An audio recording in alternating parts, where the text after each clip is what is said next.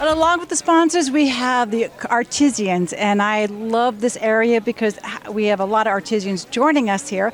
But I came by EJ's booth because I love honey, and I'm going to get a lesson a little bit on honey because, you know, there's many different kinds of honey to have. So give us a little education on that. So honey is driven by the nectar. So it could be a wildflower honey is a medley of several different nectars that are in one. And then your varietal honey, is whether it's your orange blossom or sourwood, that'll be a single variety. And we just try to capture the best varieties that we can.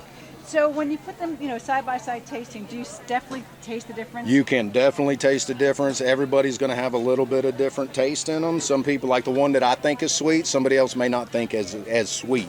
So we encourage everybody to try all our honey before they pick one up, even if they've had it before. So what is the #1 seller? For this area, it seems to be Tupelo.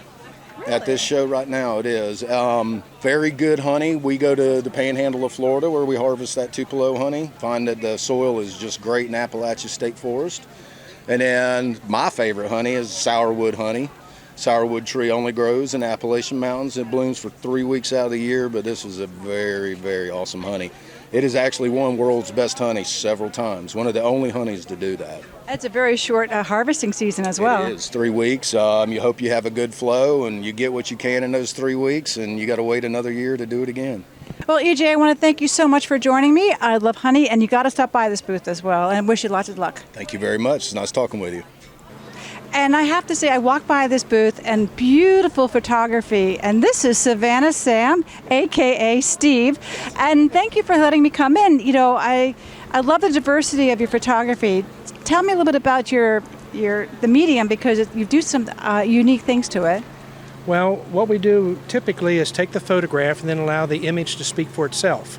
So some images remain strictly as a photograph, and some of them start to take on its own identity, whatever the emotion I'm feeling at the time, and we do a post-processing to that image to try and get the viewer to see exactly this image in the same light that I saw it. What is your favorite scenes? Are you oysters? Like I seen we have sand beach, oysters, dunes, driftwood. My favorite subject is the shrimp boats, because most of the shrimp boats are starting to wane. You don't see as many shrimp boats out there now, and the shrimping families are getting fewer and fewer. So not only am I taking pictures of them, but I feel like I'm chronicling the history of the shrimping industry locally. I was just going to say, I think every nook and cranny on a ship boat has a story behind it. Absolutely, absolutely. Just as this festival, a lot of the people coming through here are old ship's captains, and I hear all their stories also. But isn't that a nice bonus? Yes, it is. It's excellent. Well, Savannah's son, thank you for having us, and I wish you the best. Thank you so very much. Appreciate it. As I walked by this booth, I was amazed by the talent, the colors. I mean, we have beautiful paintings and also driftwood. Yes, tons of driftwood. And this is Tom, and he's the owner. This is Frendique. Fernique, yes, ma'am. And tell me about your vision, because these are beautiful pieces. Over here, we'll show you the sailboat. I mean, the vision of that is amazing. So basically, we're taking the coastal theme and just trying to put a little twist on it, you know, and bring a little bit of life back to it instead of just leaving it out where it is. Well, there's a husband and wife team here, because this piece behind is your wife created. That is right. And tell me about the medium that she uses. So it's all acrylic painting. Once she gets done with the acrylic, we put a little bit of gold leaf on it just to try to bring a little pop to it and change it up a little bit. I mean, I love this tray. I mean, Thank you. I mean, these are great gifts. Are you here all week? All week, all 10 days, yes, ma'am. So same thing, acrylic painting and then resin over the top. These are great house gifts to give. I mean, how long have you been creating these? About 3-4 years now. She's been painting for about 6.